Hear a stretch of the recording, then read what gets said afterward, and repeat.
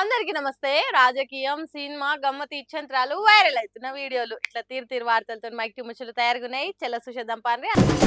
నాకెందుకు కరోనా కాలంలో రోడ్లు ఖాళీ ఉండు, ఆఫీస్లకు పోయేటోళ్ళు వర్క్ ఫ్రమ్ హోమ్ డ్యూటీలు చేసుడు, పబ్లిక్ ఇంట్లో నుంచి బయటికి రాకుంటుండే రోజులు వచ్చేటట్టే కొడుతున్నది.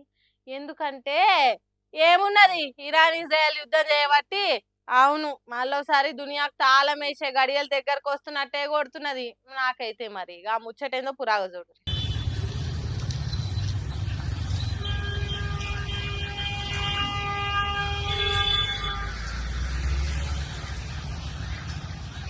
ఇంట్లో 2 సిలిండర్ల నిండా గ్యాస్ ఉన్నోళ్ళు, బండి కార్లల్లో ఫుల్ ట్యాంక్ పెట్రోల్ డీజిల్ ఉన్నోళ్లను మించిన కలిగినోళ్ళు లేరనుకునే కాలం వచ్చిందుల్లో. హైదరాబాద్ పట్నం మణికొండ ఏరియాలో ఉన్న ఓ petrol bunk no stock board పెట్టింది. ఇట్లా ఒక్కొక్క పెట్రోల్ బంకు నో స్టాక్ బోర్డులు పెట్టి చేతులు ఎత్తేస్తే పబ్లిక్ ఏం చేస్తారు? పాపం ఎంత మంచి బండి ఉన్నా, ఇంకెంత మంచి కారు ఉన్నా దాన్ని నడిపే వడుసు వాయిల్ లేకుంటే మూలకు పెట్టి ఇంట్లో ముడుచుకొని కూర్చోవాల్సిందే. ఇసోంటి నో స్టాక్ బోర్డులు చూస్తే కరోనా కాలం నాటి రోజులు దరిదాపులలోకి వచ్చినట్టే కొడుతున్నది. కరోనా కాలంలో గ్యాస్ ఉన్నది, పెట్రోల్ ఉన్నది, ఏడికంటే ఆడికి పోయేటానికి బండ్లు కార్లు ఉన్నాయి. కానీ ఇప్పుడు సీన్ రివర్స్ అయింది. ఎక్కడ పడితే అక్కడ తిరిగేటానికి కరోనా అసోంటి బీమారు లేదు, కానీ బండ్లను రువ్వడి ఉరికిచ్చే బంకులలో పెట్రోల్ లేదు.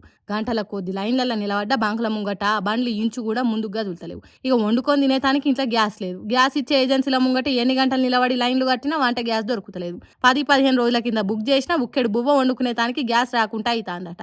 అన్నిటికీ ఆధారమైన వంట గ్యాస్ ఇంట్లో లేకుంటే ఆకలి ఎట్లా తీరుతుంది?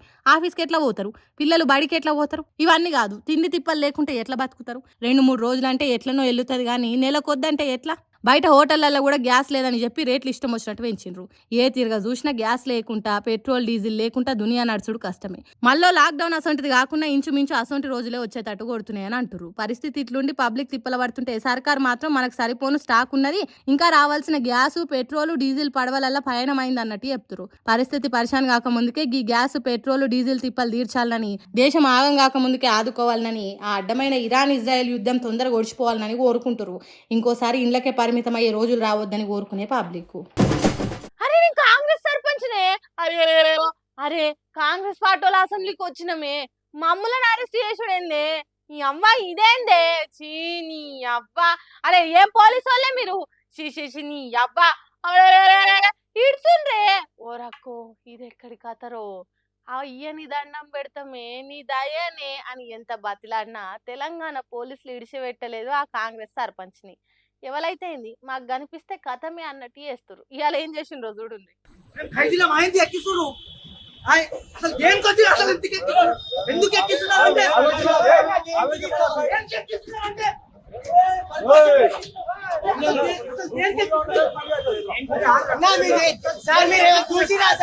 చూసినా సార్ మీరు అసలు దేనికి ఎక్కిస్తున్నారు?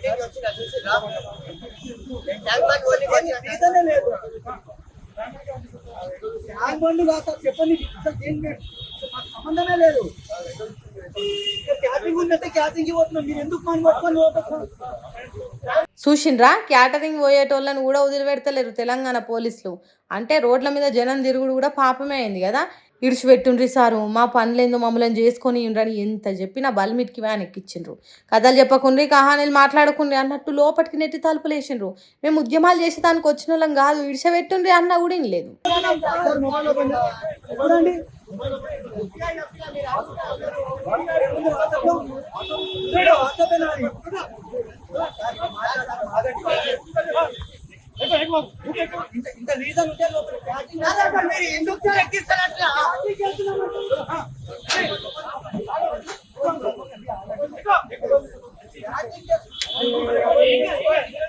వాట్సాప్ చెక్ చేసినాక కూడా వ్యాన్ ఎక్కించిండ్రు.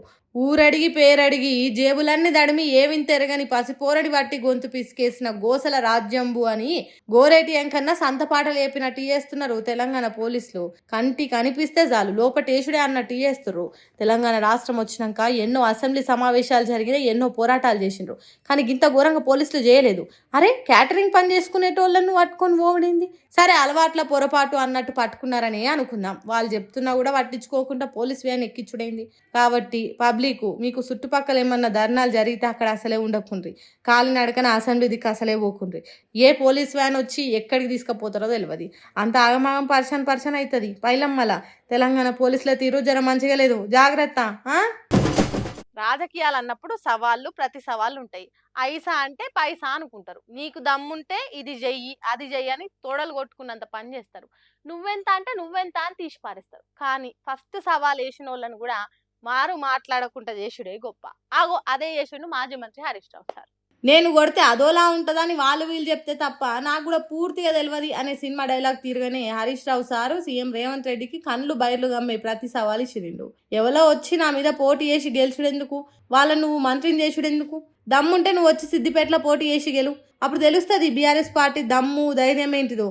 అప్పుడు తెలుస్తుంది ఈ హరీష్ రావు కలేజా ఏంటిదో, సిద్దిపేటలో అభిమానం ఏంటిదో అన్నట్టు విలేకరులతో మాట్లాడిండట. సిద్దిపేటలో సభ పెట్టి ఏదో ఉద్ధరించినట్టు మాట్లాడి సిద్దిపేట నుంచి కాంగ్రెస్ పార్టీ ఎమ్మెల్యేలను గెలిపిస్తే మంత్రిని చేస్తా అంటున్నావు. సిద్దిపేటకు తెలవని అంత పెద్ద మంత్రి పదవి ఏమున్నది నువ్వు ఇయ్యనికే అన్నట్టు చెప్పిండు. సిద్దిపేట ట్రాక్ రికార్డు తెలవనట్టు అట్లెట్లా మాట్లాడిండో రేవంత్ రెడ్డికే తెలవాలి. బీఆర్ఎస్ పార్టీ పుట్టినప్పటి నుంచి ఇక్కడ కారు గుర్తు పార్టీ తప్ప ఇంకొకటి గెలిచిన దాఖలాలే లేవు. ఒకసారి 1,00,000, ఇంకోసారి 1,20,000, మళ్ళొకసారి 1,10,000. ఇవన్నీ హరీష్ రావుకి వచ్చిన ఓట్లు. This is not just my track record, that is all time record అన్నట్టు చెప్పిండట. మరి అంతే కదా, వియ్యానికైనా కయ్యానికైనా సమ ఉజ్జి ఉండాలి అన్నట్టు దమ్ముంటే సీఎం రేవంత్ రెడ్డి పోటీకి దిగుమను, అప్పుడుంటది మజా. తెలంగాణలో రాజకీయం రసవత్తరంగా ఉంటది. జనం కూడా అటో ఇటో తేలితే చూద్దామని రెడీగా ఉన్నారు. నువ్వు రెడీ అయినా రేవంత్ రెడ్డి అన్నట్టు మాట్లాడిండట. హరీష్ రావు రేవంత్ రెడ్డినే రమ్మంటున్నాడంటే ఇజ్జత్మే సవాల్ అన్నట్టు రేవంత్ రెడ్డి సిద్దిపేటకు పోయి పోటీ చేయాలి. మరి అంత ధైర్యంగా సిద్దిపేటలో పోటీకి దిగుతాడో లేకుంటే ఉత్తముచ్చంటే చేస్తాడో చూడాలి. రాజకీయాలు ఎంత గబ్బుగా తయారైనా నెత్తి మీద కాలు పెట్టి దొక్కేటోళ్ళు, సొంత పార్టీలున్న పక్కల బల్లె తిరగ కుట్రలు చేసేటోళ్ళ గూడి నడిచిన మాజీ మంత్రి జీవన్ రెడ్డి మంచి నాయకునిగానే ఉన్నాడు. 42 ఏళ్లల్లా ఎన్ని కష్టాలు వచ్చినా కాంగ్రెస్ పార్టీని విడిచిపెట్టి ఉండలేదు. కానీ ఓపిక పట్టి పట్టి పట్టి యాస్తకొచ్చి ఇలా కాంగ్రెస్ పార్టీ కాడే కిందెత్తేసిండు. ఎందుకు అంత విరక్తి కలిగింది, ఎందుకు ఓపిక నశించింది అనేది చెప్తున్నాడు ఆయన. నేను నాకు అరగతే కదా అడే పోచాల శ్రీనివాసుడు బతకచ్చినోడు ఆడికి ప్రభుత్వ తలగాదారు వాడేవాడే.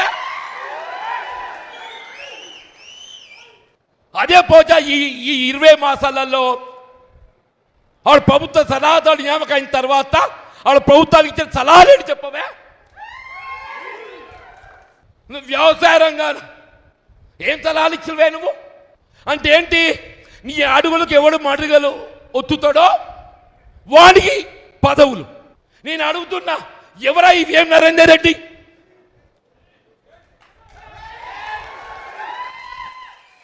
ఆయన పార్టీ చేసిన సేవ ఏంది? ఓపికకు కూడా ఓ అద్దు పద్దు ఉంటుంది, మంచితనానికి కూడా ఓ తరీకు ఉంటుంది. కానీ 42 ఏళ్ల నుంచి కాంగ్రెస్ పార్టీ కండువ కప్పుకొని కష్ట నష్టాలకు ఓర్చి పార్టీలుంటే వాడెవడు? పోచారం శ్రీనివాస్ ఎవడు? వేం నరేందర్ రెడ్డి ఎవడు? వాడు వీడు ప్రభుత్వానికి సలహాదారులా? వాళ్ళు ఇచ్చిన మహా గొప్ప సలహాలు ఏంటియో, వాటితోని సర్కారేలుగా పెట్టిన ఉద్దారకం ఏంటిదో మరి అన్నట్టు ముక్కులు ఉబ్బించుకుంటా కోపం ఎల్లగాక్కిండు. అబ్బో, ఈ రోజులల్లా మంచితనం పనికిరాదనేది సీఎం రేవంత్ రెడ్డి నేర్పిండు. 42 ఏళ్లల్లా ఎంతో మంది కాంగ్రెస్ పార్టీ సీఎంలను చూసినా గానీ రేవంత్ రెడ్డి అసొంటి రేవు తక్కువ ముఖ్యమంత్రిని చూడలేదన్నట్టు మాట్లాడిండు. కాంగ్రెస్ పార్టీ జెండాను గుండెలకు అద్దుకొని భుజాల మీద మోసిన కార్యకర్తలను కాపాడుకోవాలి. కానీ ఒక కార్యకర్త చచ్చిపోతే కనీసం సానుభూతి తెలపలేదు. కాంగ్రెస్ కార్యకర్తల కష్టం లేకుంటే నేను సీఎం అయినవా? మొత్తం నీ చెంచాగాళ్లకు పదవులిచ్చి ఎప్పటి నుంచో పార్టీలున్నోళ్ళను అవమానం పాలు చేస్తావా అన్నట్టు మాట్లాడిండు. ఈ పార్టీ నాది, నాకెవడైనా అడ్డం వస్తే తొక్కుతా. ఎంతమంది తొక్కుతావా నువ్వు? ఎంతమంది తొక్కుతావు నువ్వు? ఇవ్వాలే చెప్తున్నా నేను, నీ తొక్కుడు కాదు.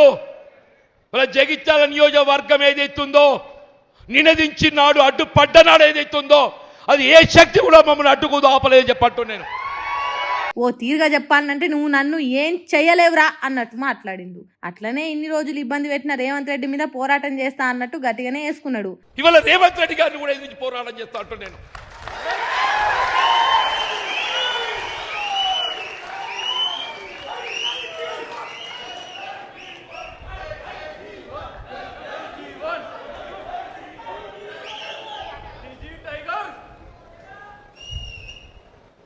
నీతో తొక్కబడుతూ అణగదొక్కబడ్డ దానికంటే ఎదిరించి పోరాడతారు పోయేదేమున్నదే? నాకు ఎదిరించి పోయేదేంది అంటూ నేను మనం పోయేదేందని చెప్పర్రా. పోరాడదామా వద్దా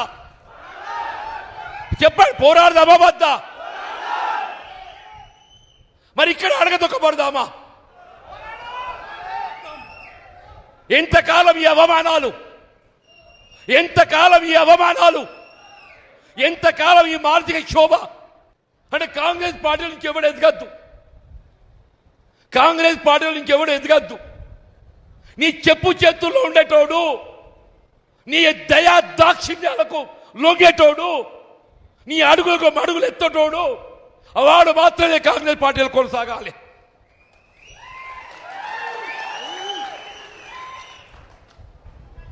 నిన్ను ఎదిరించేటోడు, రాహుల్ గాంధీ ఆలోచనకు అనుగుణంగా నడిచేటోడు, ఎవరిని అడగదొక్కుతున్నావే? రాహుల్ గాంధీ గారి ఆలోచనకు అనుగుణంగా నడిచేటోడిని అడగదొక్కుతున్నావు అంటూ నేను.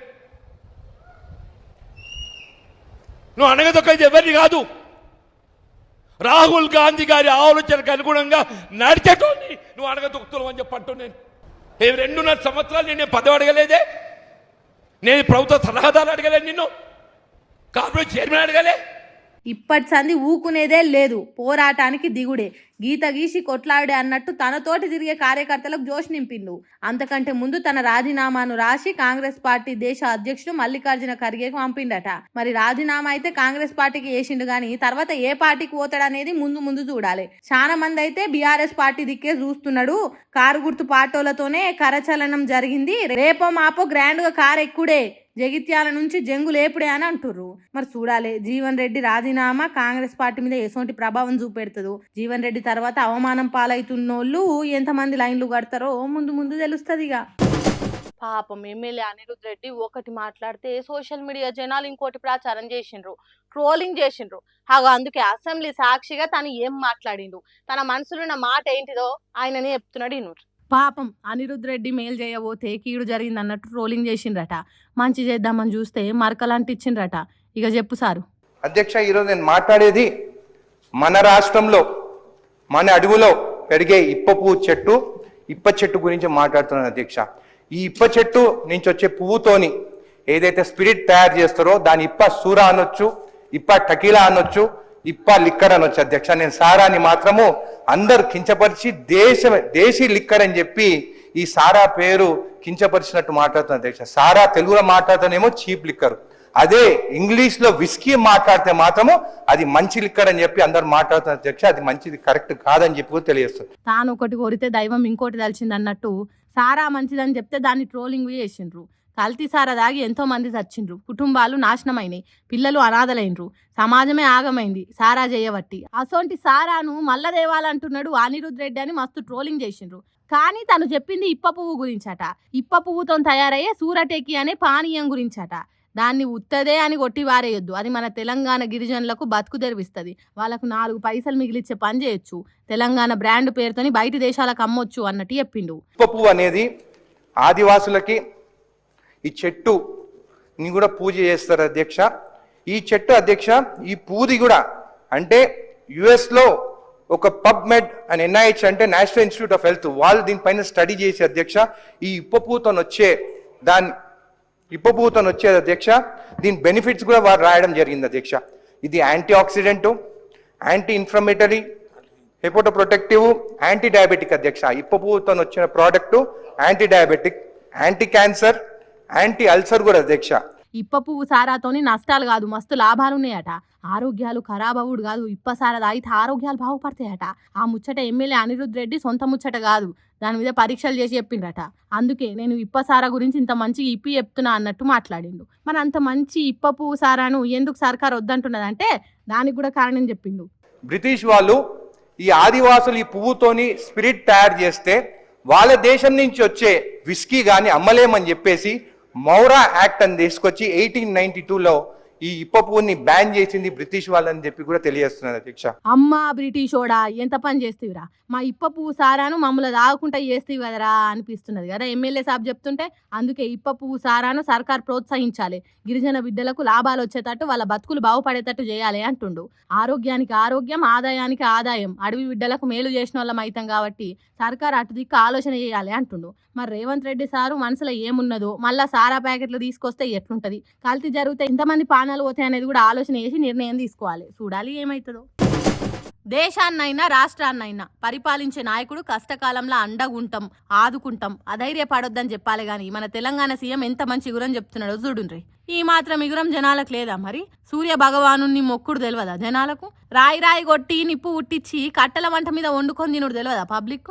అయినా అగ్గిపెట్టెలు, లైటర్లు అనేటివి ఉన్నాయి కదా, మరి రాళ్లను కొట్టి నిప్పు పుట్టించడు ఎందుకు? బయట దేశాలలో యుద్ధం జరిగితే కనీసం అగ్గిపెట్టెలు కూడా దొరకని కాలం వస్తుందా?